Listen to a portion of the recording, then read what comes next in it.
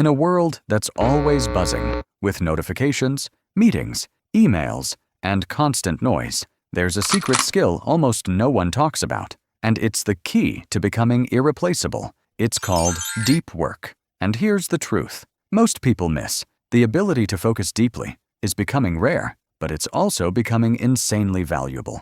In Chapter 1 of Deep Work, Cal Newport introduces us to a strange paradox. The modern economy desperately needs deep thinkers, but it's structured in a way that destroys our ability to think deeply. Why? Because modern work is noisy. It celebrates being visible, being responsive, and being online 24/7. As Cal writes, the deep life is not just economically lucrative, but also a life well lived. So here's the paradox. The most important work you can do is exactly the kind of work your environment is designed to prevent. And that's your opportunity. Let's talk about your brain and why it takes the easy way out. Cal calls this the principle of least resistance. We naturally gravitate toward what's easiest, checking emails, sitting in meetings, doing surface work. It feels productive, right? But it's just motion, not progress. As Newport puts it, in a business setting, without clear feedback, we'll tend toward behaviors that are easiest in the moment. That's why the average knowledge worker spends most of the day in shallow tasks,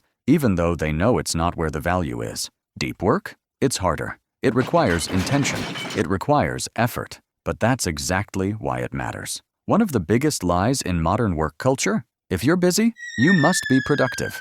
Wrong. Newport calls this the trap of using busyness as a proxy for productivity. When we don't know how to measure real output, we default to being visibly active. That's why people wear "I'm so busy" like a badge of honor. But real productivity isn't about movement. It's about depth. As Newport writes, if you don't produce, you won't thrive, no matter how skilled or talented you are. Here's the truth most people won't admit. Deep work is bad for business, at least the kind of business that thrives on meetings, Slack pings, and status updates. Why? Because deep work doesn't show up on a time tracking sheet. It's quiet.